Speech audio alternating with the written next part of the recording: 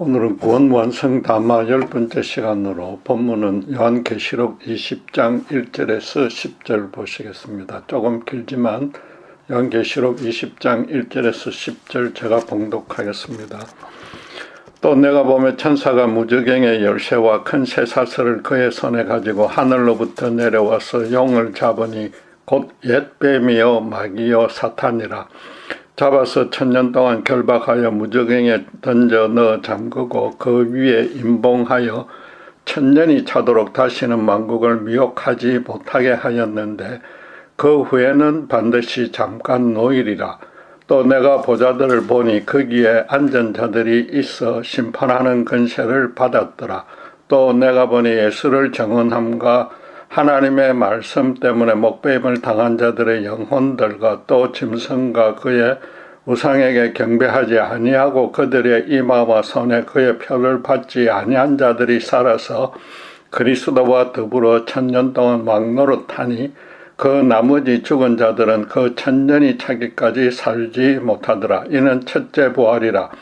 이 첫째 부활에 참여하는 자들은 복이 있고 거룩하도다. 둘째 사망이 그들을 다스리는 권세가 없고 도리어 그들이 하나님과 그리스도의 제사장이 되어 1000년 동안 그리스도와 더불어 왕노릇하리라.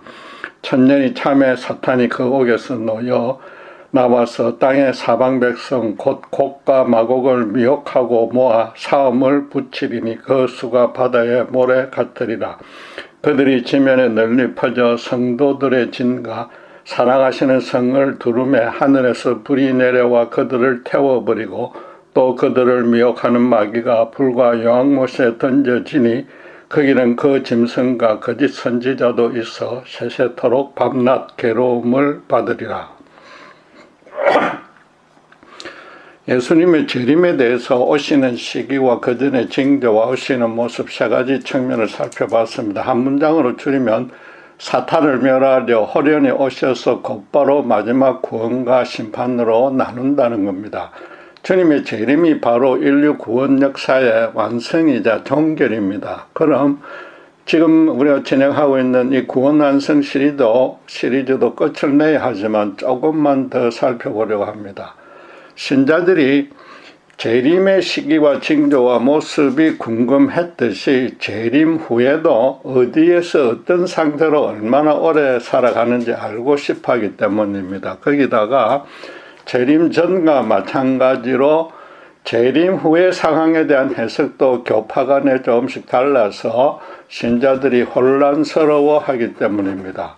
그 중에도 오늘 본문이 설명하는 천년왕국에 관한 의견이 가장 분분한데 요한계시록에 대한 이해가 각기 다르기 때문입니다. 그래서 천년왕국의 의미와 시기를 구체적으로 알아보기 전에 요한계시록을 어떻게 접근 해석해야 할지부터 간략하게 설명해 드리겠습니다. 요한계시록은 사도 중에 유일하게 순교당하지 아니하고 patmos섬에 유배되어 있던 요한이 AD 95년경에 예수님께 장래일에 대해 계시받음가를 기록한 책입니다. 계시록 1장 1절은 예수님이 반드시 속히 일어날 일들을 그 종들에게 보이시려고 자기에게 계시해 주었다고 요한이 분명하게 밝히고 있습니다. 그런데 주님은 아주 모호하게 그 대부분을 상징과 묵시로 계시했습니다. 따라서 주님께서 생전에 직접 가르치셨던 예언도 그렇게 했듯이 이 계시록 해석의 첫째 원칙은 절대로 문자적으로 접근해서는 안 된다는 것입니다. 거기다 무엇보다 이 계시록은 신구약 66권의 마지막 책입니다. 그럼 성경 전체가 말하는 바를 마무리해서 인류 구원 역사에 대해 결론을 내리는 책이라고 봐야 됩니다. 앞에 65권의 내용은 때가 되면 예수가 와서 죄에 빠진 인간을 구원해주고 당신의 백성들로 복음의 공동체 교회를 형성해서 당신의 일을 감당하게 했다가 마지막 날의 모든 일을 심판하러 다시 오신다는 겁니다. 계시록이 말하는 바도 사실은 바로 그것인데 또 자세히 살펴보면 예수님의 초림에 관한 설명도 많습니다.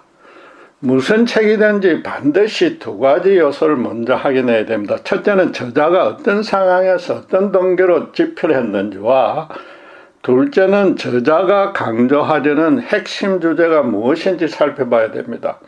먼저 요한이 patmos섬에 유배당해 있을 당시는 도미티안 황제 치하 말기로 네로에 이어서 기독교에 대한 대규모 박해가 두 번째로 자행되고 있을 때입니다.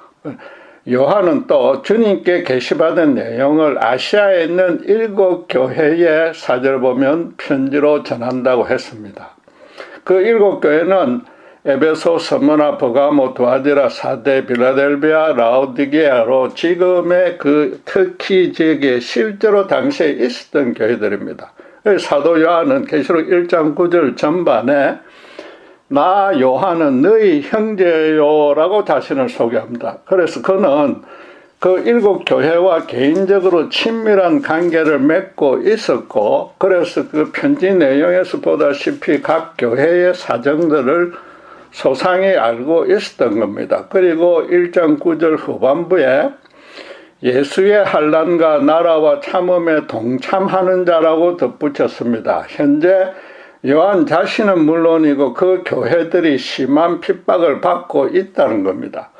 예수의 나라와 참음에도 동참한다는 것은 예수님이 십자가의 고난을 참으심으로 하나님의 나라를 이 땅에 세웠듯이 너희들도 그 핍박을 참으면 주님의 나라를 든든히 세우게 될 것이라는 뜻입니다.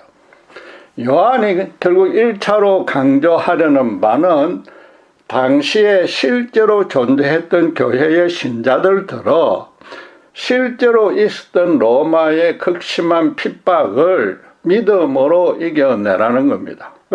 7 편지가 다 같이 동일한 패턴으로 기 있는 자들은 성령이 교회들에게 하시는 말씀을 들을지어다 라고 결론을 내립니다. 그리고 그 7 교회들의 신자가 공통적으로 기도하며 들어야 되는 한 가지 말씀은 바로 끝까지 참고 이기는 자는 천국 면류관을 차지한다는 겁니다. 요한이 책을 저작한 그 1차 동기인 로마의 핍박을 이겨내는 문제는 초대교회 교인들에 의해서 기독교가 완전히 단단하게 세계적 종교로 자리 잡음으로 해서 이미 달성된 것입니다.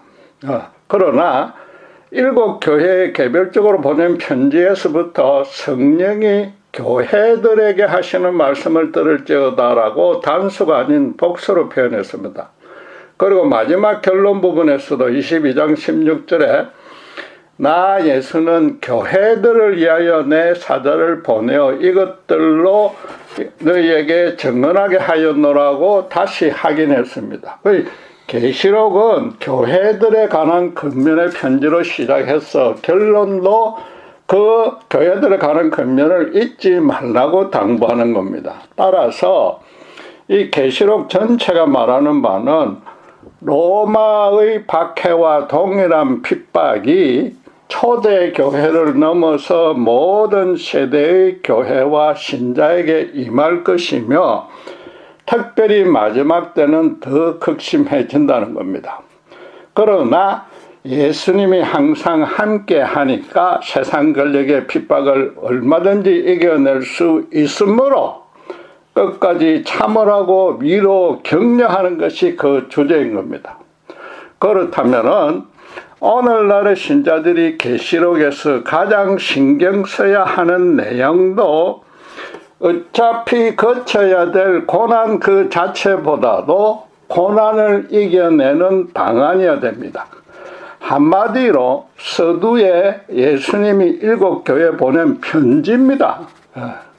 로마 핍박을 이겨내고 교회와 신자들이 행할 바를 그 편지에서 가르쳤으므로 당연히 그와 동일한 핍박들이 아무리 계속 생겨도 그 편지의 가르침대로만 따르면 되지 않습니까? 요한이 사실은 예수님이 책의 서두에 결론부터 제시한 셈입니다. 계시록이 마지막 적그리스도가 일으킬 무시무시한 대환란과 종말에 대한 기괴하고도 초자연적인 비밀을 숨겨놓은 그런 책이 아닙니다.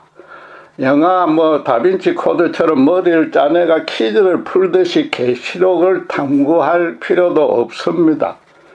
신구약 성경 66권이 계시하는 진리를 요한 당대에 있었던 일과 비교하면 종말에 대해서도 쉽게 그림을 그릴 수 있는 겁니다. 바꿔 말해서 계시록의 내용이 연대별 순서대로 기록된 것이 아니라는 뜻입니다.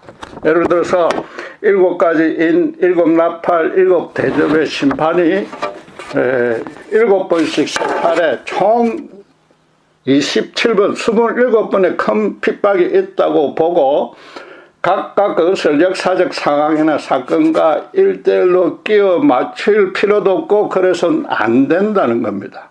여러분 한번 생각해 보십시오. 인류 전 역사에 아니 지금부터 종말까지라도 큰 재앙이 27번만 있다면 오히려 그건 큰 다행인 겁니다. 대신에 완전수 7을 의도적으로 3번이나 사용했으므로 심판이 완벽하게 철저하게 이루어진다는 겁니다. 인과 나팔과 대접 등으로 나눈 것도 동일한 성격의 심판을 그 확실성과 완전성을 더 강조하려고 각기 다른 차원에서 겹쳐서 설명한 겁니다. 유대인들이 가장 자주 쓰는 수사적인 기법이 바로 같은 의미를 비슷한 표현으로 반복해서 강조하는 겁니다. 그리고 실제로 나팔과 대접으로 7번씩 반복되는 심판의 대상과 방식들이 출애굽 때의 재앙과 같은 내용들입니다. 하나님의 백성들을 괴롭히는 사탄과 그의 종인 세상 권력들을 출애굽 때처럼 철저하게 심판한다는 뜻입니다. 모든 세대에서 모든 신자들이 믿음대로 살다 보면 반드시 로마의 박해 같은 환난이 따르나 고린도전서 10장 13절 말씀대로 하나님은 감당하지 못할 시험당함을 허락하지 아니하시고 시험당할 점에 또한 피할 길을 내사 능히 감당하게 해 주신단 말이죠. 그게 계시록이란 말입니다. 그리고 계시록 중에서도 신자들이 가장 알고 싶어하고 또 두려워하는 것은 마지막 적그리스도에게 굴복한 표시인 666일 겁니다. 이것도 당시의 역사적 배경에 비춰서 해석하면 무서워할 요소가 전혀 없습니다. 당시에 헬라어와 히브리의 각 알파벳을 숫자로 한산해서 표기하는 관습이 있었는데 666은 역산에서 따지면 네로라는 이름이 됩니다. 문제는 요한이 이 계시록을 저작할 때 이미 네로는 죽었다는 겁니다. 그런데도 당시에 네로가 죽지 않고 아직 살아서 로마 군대가 유일하게 무서워했던 파르티아 군대를 이끌고 로마를 침공할 것이라는 루머가 돌았습니다. 물론 그건 사실은 아니었으나 일부 로마 시민들은 그 소문에 크게 두려워했습니다. 요한은 당시의 그런 상황을 감안하여서 현재 도미티안 황제가 또 앞으로 비슷한 세상 권력자들이 교회에 극심한 핍박을 가할 것이라는 뜻을 폭군 네로에 빗대서 설명한 겁니다. 이 서신이 교회들마다 해람이 되면 로마 사람들도 볼 수 있는데 로마 황제라고 대놓고 말할 수 없지 않습니까? 또 그 숫자를 풀어내서 네로라고 알아도 이미 네로는 죽었기 때문에 시비를 걸 수 없습니다. 결국 이미 시효가 만료된 666 자체 그걸 구체적으로 무엇인지 추적할 필요가 전혀 없단 말입니다. 그런데도 마지막 적그리스도의 협박에 굴복해서 예수님에 대한 믿음을 버린다는 거짓 자백이라도 하게 되면 구원을 잃을지 미리부터 걱정하는 신자들이 많습니다. 그러나 스승을 3번이나 부인한 베드로는 666 표식을 3번이나 받은 꼴입니다. 그럼에도 부활하신 예수님은 당신을 사랑하느냐고 3번 질문해서 그 3번의 표식을 다 지우고 용서해 주셨습니다. 베드로의 진심이 결코 당신을 부인하려는 뜻이 아니란 사실을 주님은 더 잘 알고 계셨고, 그러니까 베드로가 3번 부인한 후에 바로 밖으로 뛰쳐나가 통곡했지 않습니까? 심판의 기준은 어떤 방식이든 사탄의 표식을 받았느냐가 아니고 오직 예수님을 끝까지 완악하게 믿지 않은 겁니다. 계시록의 66이 의미하는 바는 마지막 적그리스도가 나타난 후에 자기를 경배하는 자와 그것을 거부하는 자를 나누는 표시입니다. 그렇다면은 세상 권력을 한 손에 쥐고 전 세계인을 상대로 자기를 숭배하도록 하는 적그리스도가 먼저 나타난 후에 어떤 방식으로든 66 같은 표식이 생기는 겁니다.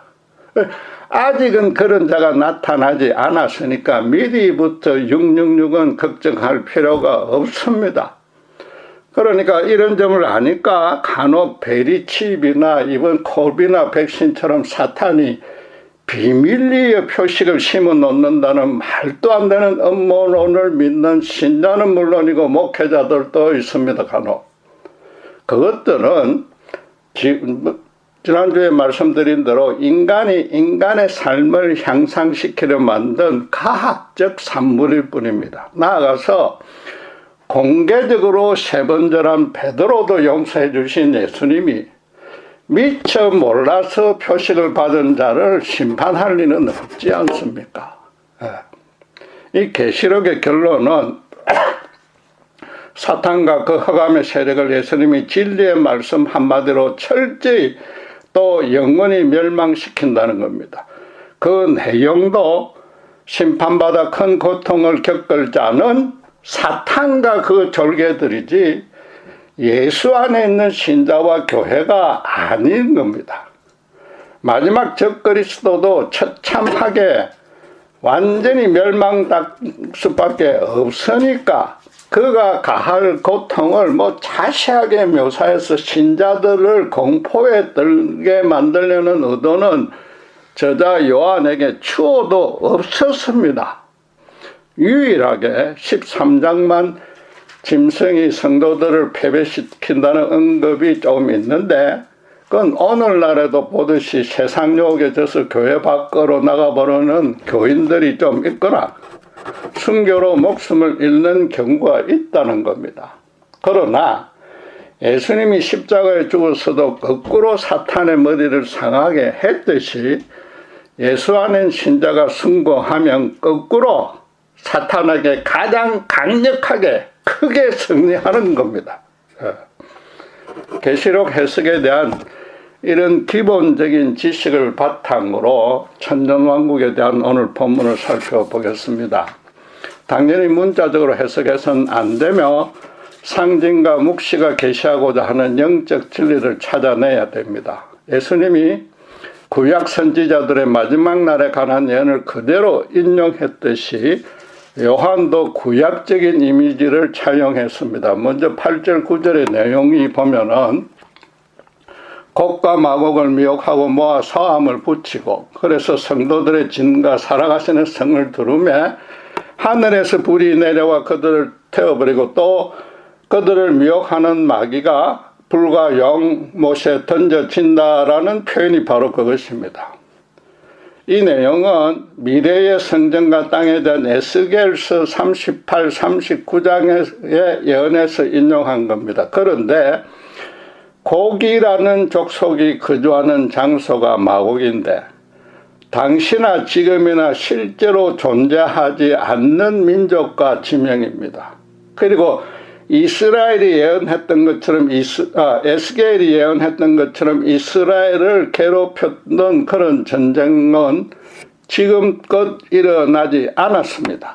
따라서 곡은 사탄을, 마곡은 그의 추종 세력을 상징만 할 뿐입니다. 그러니까 현재의 러시아나 중국이 이스라엘을 상대로 최후의 전쟁을 치른다고 섣불리 추측해서는 안 되며 그래도 될 만한 성경적 근거는 없습니다. 에스겔은 소돔과 고모라의 완전한 심판을 염두에 두고 하늘에서 불과 유황을 쏟아부어서 심판한다고 했습니다. 요한은 한 걸음 더 나가서 유황못에 영원히 빠뜨린다고 해서 종말적인 심판을 선언합니다. 에스겔은 여호와 하나님이 장차 있을 이방들의 엄청난 위협에서 이스라엘을 보호해 주신다고 한 반면에 요한은 예수님이 종말에 오셔서 사탄을 영원히 멸망하고 새 이스라엘인 교회와 신자들을 보호해 주시면서 마지막 구원과 심판을 종결시킨다고 말한 겁니다. 천년왕국에서 천년이란 표현도 문자적인 시간이 아닙니다. 시편 4절에 모세는 주의 목전에는 천년이 지나간 어제 같으며 밤의 한순간 같을 뿐이니라고 기도했습니다. 동일한 맥락에서 베드로는 베드로후서 3장 8절에 사랑하는 자들아 죽게는 하루가 천년 같고 천년이 하루 같다는 이 한 가지를 잊지 말라고 권면합니다. 따라서 요한도 같은 맥락에서 이 문자적인 천년이 아니라 하나님이 정하시는 기간이라는 뜻으로 말한 겁니다. 그러니까 주님이 다시 오신 데는 오직 하나님만이 아시는 겁니다.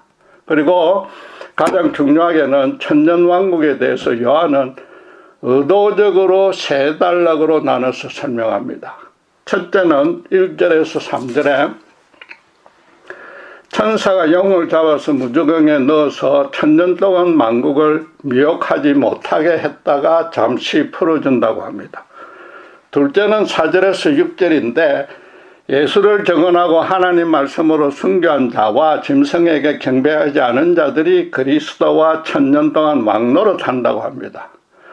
셋째는 7절에서 10절인데 천년이 참에 사탄이 잠시 놓이고 마지막 전쟁이 있고 신자들이 유혹하던 마귀가 유황못에 완전히 던져진다고 합니다. 첫째와 셋째가 사탄에 대한 하나님의 심판이며 그 사이에, 그 둘 사이에 신자가 왕노릇하는 것이 위치하는 그런 구조입니다. 첫 단락에서 용은 옛뱀이라고 말하고 마귀 사탄이라고 말합니다. 옛뱀은 에덴 동산에서 이브를 유혹해 하나님을 거역하는 자가 인간 세상에 들어오게 한 원흉 사탄이라는 뜻입니다. 둘째 단락의 짐승은 사탄이 세운 종이며 그 우상은 그 종이 만든 우상 종교들이나 그 세력들을 뜻합니다. 셋째 단락의 사탄과 짐승과 거짓 선지자들은 하나님을 대적했던 흑암의 세력과 그 추종자들을 모두 뜻합니다. 세 단락에서 다양하게 표현했지만 그냥 간단하게 사탄이라고 이해하시면 됩니다. 따라서 천년왕국을 정확히 이해하려면 요한이 나눈 이 세 문단에서 사탄이 어떤 위치에서 어떤 역할을 했는지를 아는 것이 성결 과제입니다. 요컨대 3절에 무저갱에 던져놓고 잠그고 그이에 임봉하여 천년이 차도록 다시는 만국을 미혹하지 못하게 했는데 그 후에 반드시 잠깐 노일이라, 이 3절을 어떻게 해석하느냐가 관건입니다. 특별히 천년이 차도록 다시는 만국을 미혹하지 못하게 했다는 부분입니다. 우선에 반드시 잠깐 노일이라는 3절 말씀은 당연히 7절에 천년이 참에 사탄이 옥에서 놓여 나와서라는 말씀과 바로 연결됩니다. 그럼 각기 다른 성격의 사탄에 대한 심판이 두 번 있다는 뜻입니다. 그런데 이 세 단락을 순서대로 문자적으로만 따라가면 어떤 해석이 됩니까? 사탄이 만국을 미혹하지 못하게 만든 천년의 기간이 먼저 있은 후에 신자들이 주님과 세세토록 하는 왕노릇하는 천년의 왕국이 뒤따르고 그것이 끝나면 사탄이 옥에서 풀려나서 대환란을 일으키고 그럼 예수님이 오셔서 최후 승리를 하신다는 뜻이 됩니다. 그러나 그런 해석에 치명적인 하자가 있습니다. 사탄이 무저갱에 갇혀서 천년이 차도록 다시는 만국을 미혹하지 못하게 되었다면은 문자적으로 천국이 지상에 완성되었다는 뜻입니다. 방금 말해서 예수님이 다시 오셔서 사탄과 전쟁을 또 치를 필요가 없습니다. 문자적으로 그대로 되면은 주님이 그 전쟁을 치르려고 일부러 무주갱의 옥문을 열어서 사탄을 풀어준 겁니다. 그럼 신자들을 설령 선대 크리스찬만 그랬다 치더라도 의도적으로 참혹한 전쟁에 몰아넣어서 고통을 겪게 하시는 하나님이 됩니다. 구원이 완성되었다고 3절에서 말해놓고서 다시 구원받아야 하는 상황을 만드는 자기 당착적인 하나님입니다. 예수님이 힌트조차 주지 않은 두 번 재림이라는 억지 주장은 데살로니가전서 4장 10절에 신자들이 공중 들림 받는다는 그 간단한 한 문구를 문자적으로만 해석했기 때문입니다. 본문을 순서대로 특별히 천년이 차도록 다시는 만국을 미혹하지 못하게 했다는 이 문구 하나만 문자적으로 해석하니까 인류 역사에 구원받아야 할 기간이 두 번 있다는 의미가 되어버렸습니다. 실제로 예수님의 두 번 재림을 주장하는 교파가 본문을 그렇게 해석하는 겁니다. 요한이 첫째와 둘째 단락에서 천년이라는 동일한 기간으로 표현했다는 사실에 주목해야 됩니다. 그리고 설명드린 대로 사탄이 옥에서 놓인다는 7절은 3절에 잠깐 놓인다는 것과 의미의 흐름상 곧바로 이어지는 겁니다. 그럼 둘째 단락은 첫째와 셋째 사이에서 첫째 단락을 보완해서 설명한 것입니다. 따라서 천년 동안 사탄을 무저갱에 가두었다는 것과 신자들이 천년 동안 왕노릇 한다는 것은 같은 내용을 말한다고 해석해야 된단 말입니다. 나아가서 모든 성경에는 이중 삼중의 의미가 있듯이 둘째 단락은 또 셋째 단락의 마지막 때와도 연결되는 의미라고 봐야 합니다. 결국 요한의 의도는 사탄에 대한 심판이 두 번 있는데 처음은 일시적 부분적이었다면 둘째는 영원하고 완전한 심판이라는 점을 강조하려는 겁니다.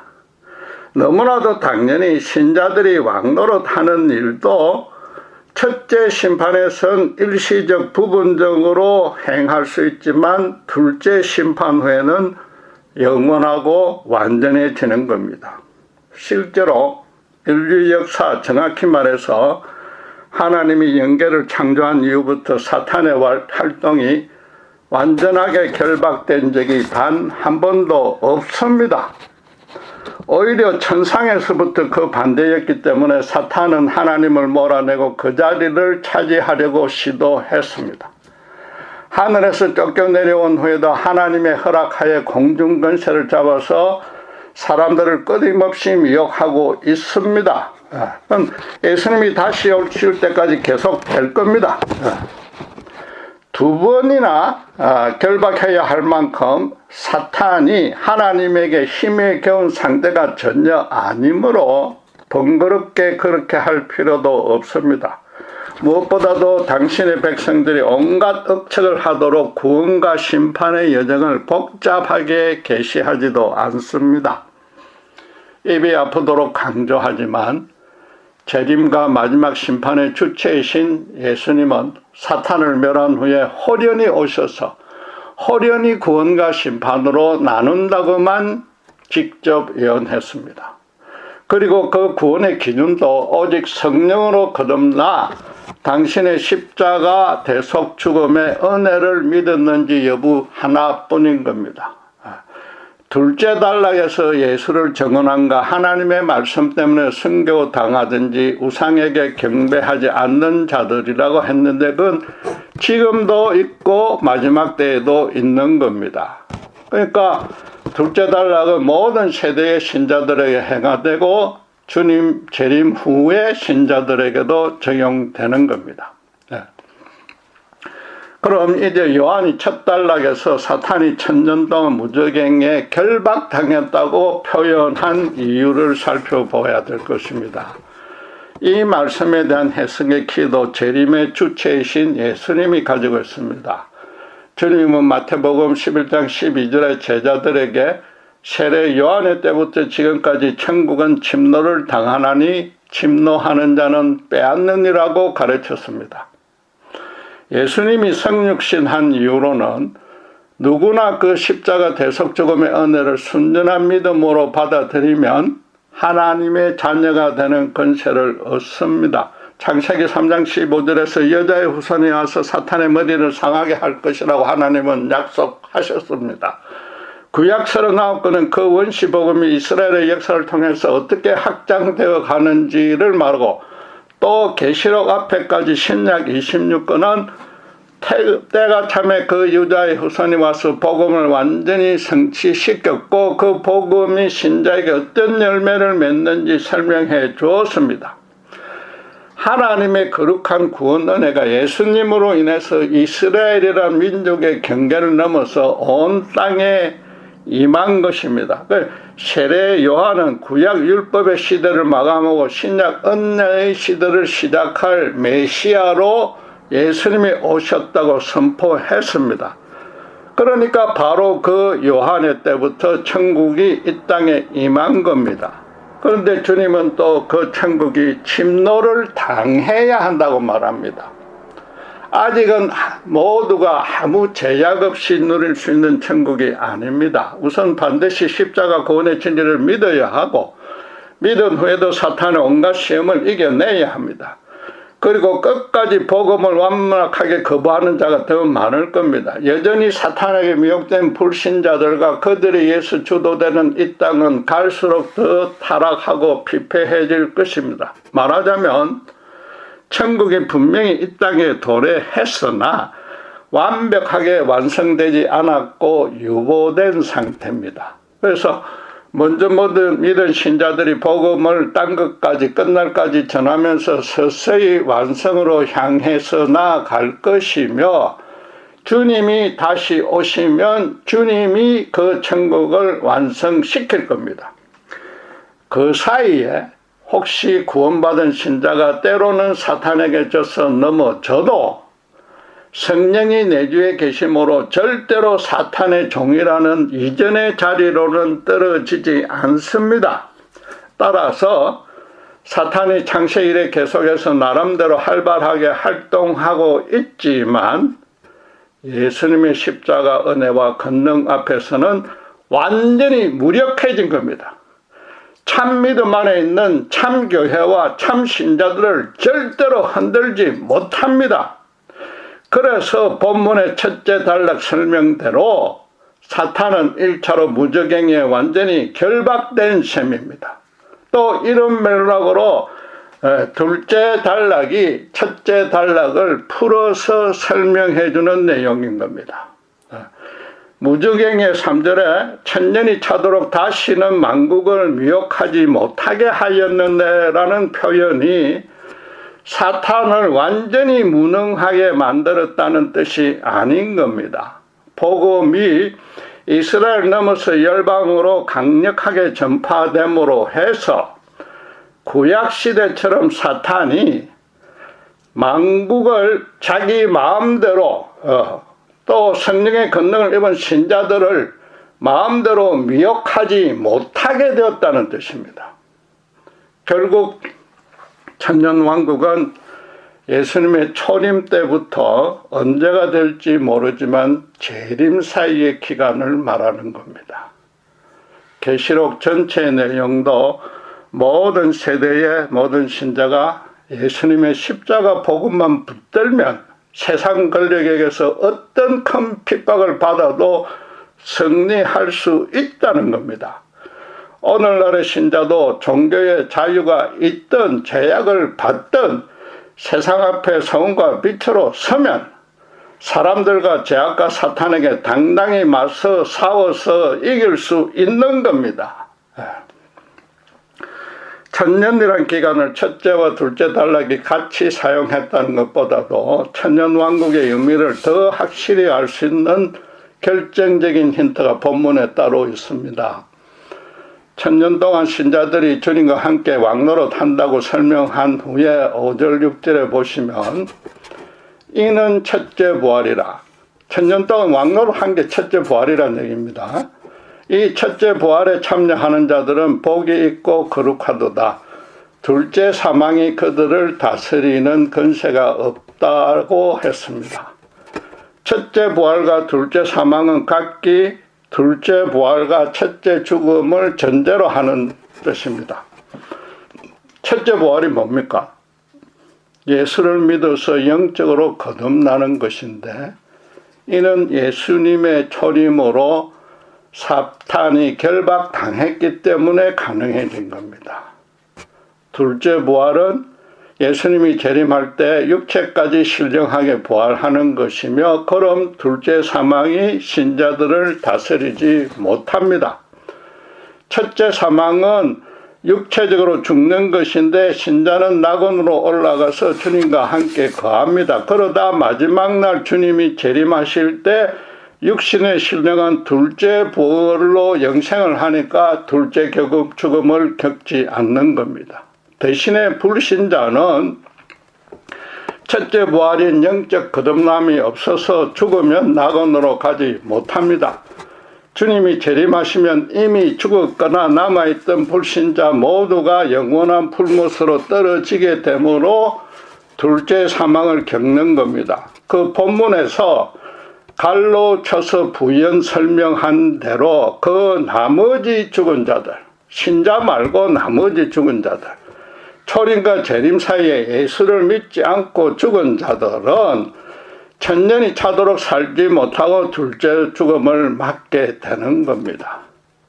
따라서 본문의 이 둘째 단락 안에서 주님의 초림으로 천국이 임했으나 재림 때까지 완성이 미뤄지며 천년왕국은 그 둘 사이의 기간이라고 설명해 놓고 있는 셈입니다.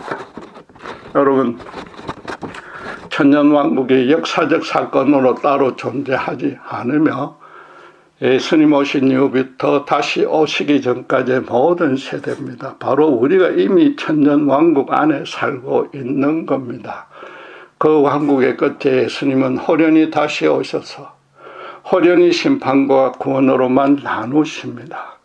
우리는 이미 신령한 둘째 부활까지 보장되어 있으며 둘째 사망은 절대로 없습니다. 더 이상 사탄의 미혹을 받지 않을 능력도 이미 받았습니다. 초자연적인 능사를 말하는 것이 아니라 거짓의 아비 마귀를 이길 수 있는 십자가 구원의 진리를 확신하게 되었고 성령이 함께 해주시기에 절대로 사탄과 세상과 죄악에 궁극적으로 패배할 수 없는 신분이 된 겁니다. 여러분, 이 얼마나 놀랍고도 귀한 은혜이자 권능입니까? 절대로 헛된 종말론에 휩싸일 필요도 없고 마지막 적그리스도 666에 미혹될 이유는 더더욱 없습니다. 종말을 대비해서 깨어있는 것도 종말적 현상을 추적하라는 것이 아니라 현실 삶에서 정말로 신자답게 당당하게 살아가고 있는지 매 순간 점검하는 모습이 되어야 된다는 겁니다.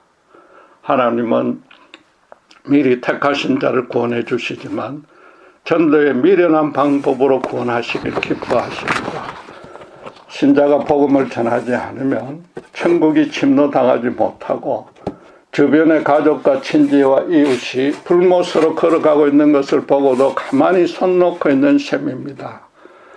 전도를 해야 신자가 구원 얻는 것이 아니라 정말로 예수님을 사랑하고 설명드린 그 놀라운 십자가 은혜와 권능 안에 있는 그런 삶이 고귀하고 참 생명이라고 절감한다면은 바울처럼 전도하지 않고는 견딜 수 없는 안타까운 마음이 되는 겁니다. 그러나 정말로 신자답게 살면 사탄의 종이 된 세상 사람들과 권력들로부터 반드시 핍박받게 된다는 점은 각오하셔야 됩니다. 그럼에도 그 고난은 잠시요 영원한 안락이 보장되어 있습니다. 예수 밖의 사람들은 세상에서 형통 안락할 수 있으나 잠시 뿌리고 그 내면은 헛되고 헛되며 무엇보다 영원한 고통이 기다립니다. 그들이 오히려 우리보다 훨씬 더 불쌍한 겁니다. 모든 세대의 모든 인간에게 예수님의 십자가 은혜에게 아무 소망이 없다는 것이 요한계시록, 아니 성경 66권이 선언하는 한 가지 절대적 진리인 것입니다. 기도하겠습니다. 하나님 아버지,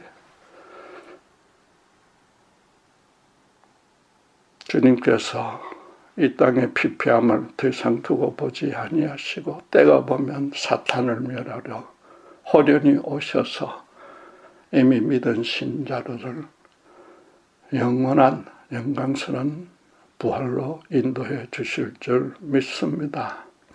더 이상 종말의 시기, 징조, 모습, 또 종말 후의 상태에 대해서 무엇보다 666과 적그리스도에 대해서 염려할 필요가 단 하나도 없음을 봅니다. 초대교회 신자들이 오직 십자가 복음만 붙들고 그 무슨 핍박에도 견뎌서 기독교를 든든한 반석 위에 세우고 교회들이 주님의 사랑의 공동체로 세웠듯이 우리 또한 요한이 말한 대로 주님의 고난과 나라와 믿음에 동참하여서 우리에게 맡겨주신 이 놀라운 권능을 주님 나라 가는 그날까지 마음껏 사용하고 활용하여서 정말 하나님께 착하고 충성된 종이라는 칭찬을 받을 수 있도록 우리를 축복하시고 인도해 주시옵소서. 감사합니다. 우리 주 예수 그리스도 이름으로 기도드렸습니다.